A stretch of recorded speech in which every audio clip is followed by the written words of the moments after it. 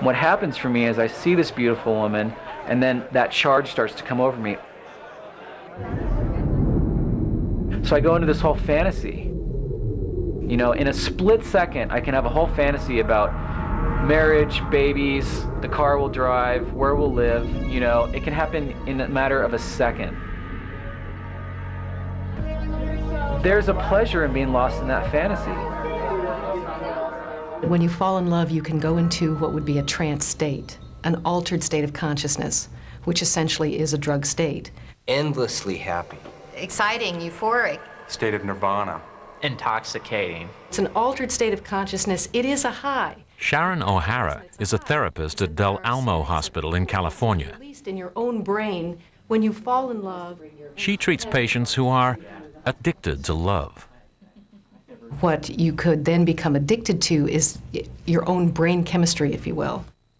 Sharon thinks as many as 5 million adult Americans pursue that feeling. And, like Will, they do so at the expense of all else. It's the state that we're all looking for, to be flooded with this incredible chemical.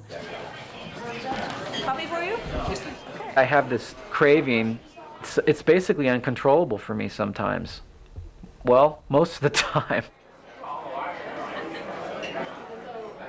I get into that experience of rush where it feels so good. I literally become consumed. Things do fall away. Other needs become less important. Sleep. I stop calling friends. I'll show up late for work. So, yeah, I do get sort of tunnel vision. Anything else?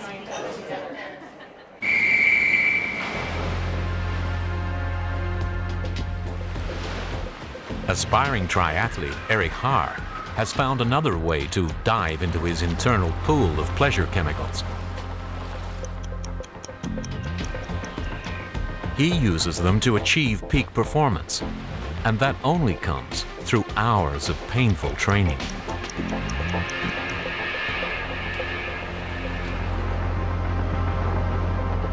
It's a difficult concept to grasp, but the more pain that I endure in my training and the more pain that I endure in my racing, the greater the pleasure, the bigger the payoff.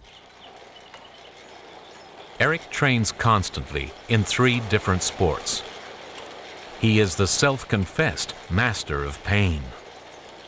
When people say, "What do you do?" I say, I'm a professional triathlete and my career is pain management, because that's really what it is. You have to learn tricks and cues to deal with pain, or else you'll never be successful. For Eric, the relief at the end of a punishing training session brings an explosive reward of pleasure. There's nothing quite like a feeling of running for 3 hours and through the mountains and then plopping down in this field of grass covered with dew, and I'm looking up at the sky. There's nothing like that feeling.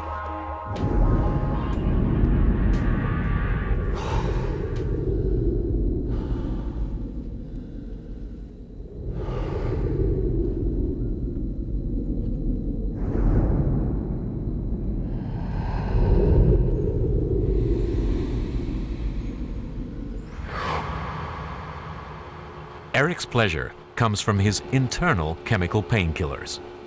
Chemicals sports exercise physiologist Dr. George McGlynn from the University of San Francisco can measure. You're going to increase the speed a little bit and the elevation. During an extended workout, Eric's body starts to run out of the oxygen needed to produce energy. His body starts to consume its own cells, causing him pain. If that was me, I'd be ready to give up about now. To counteract this, his body releases its own painkillers, our morphine within.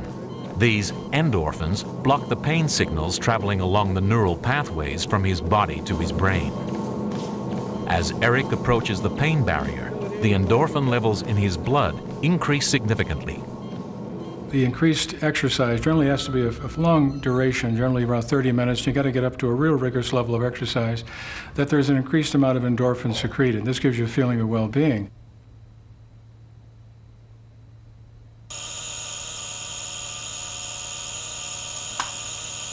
Eric pursues that feeling relentlessly.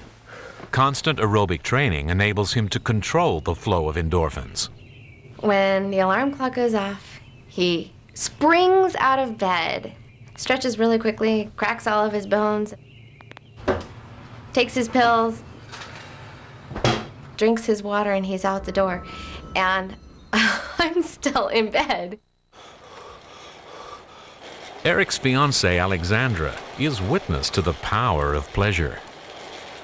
He's out the door on a 4-hour bike ride, comes straight back, stretches and recovers just a little bit, and then goes out the door on a 3-hour run, eat dinner, go to the pool. And on his way home from the pool, we'll do a full weight set every day.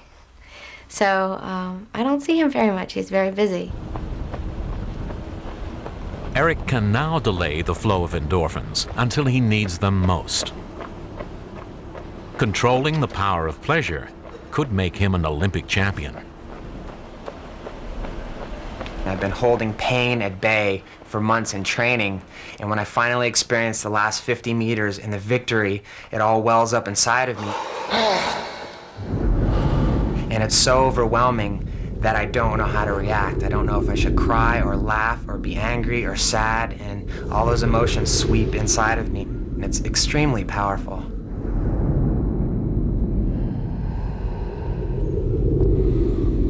The power of pleasure that Eric enjoys isn't just a state of mind. It's an entire body experience, and science has recently shown that every pleasure has far-reaching effects. This is just incredibly painful. But I know that when Bill lets go, it feels great. The flood of neurotransmitters linked with pleasure isn't just confined to the human brain. Brain chemicals like PEA, endorphins, and dopamine communicate euphoria to the entire body. I think primarily the initial experience of pleasure is in the brain. But we have receptors to the chemicals that we produce from pleasure throughout the whole body. And you can see that Dr. Lee Burke thinks that one discovery will change the future of modern medicine. He says pleasure is more than just a short-term reward. It also has long-term rewards for our health. It may even make us live longer. I think pleasure as a tool of healing is extremely powerful. Powerful in that it releases certain chemicals from the brain that affect your immune system and affect other components in the body relative to the healing process. In his laboratory at Loma Linda Medical Center, Dr. Burke can measure the healing power of pleasure. In the next 5 years, some countries will have nuclear bombs that do not have an air force. He's found that laughter can combat one of the major contributors to illness in our modern world.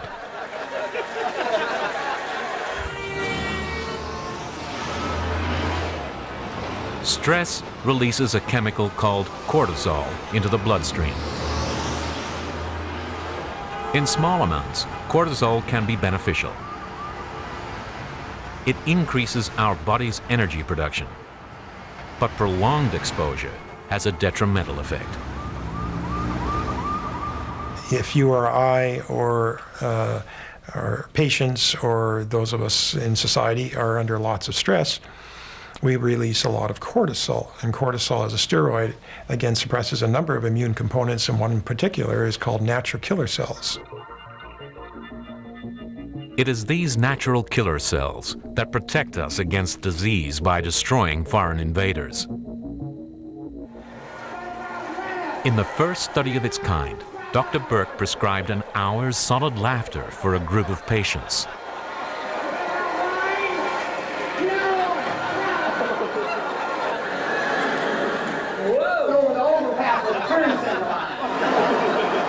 This groundbreaking treatment halved the levels of cortisol in their blood. Dr. Burke could even measure the positive power of pleasure 12 hours later.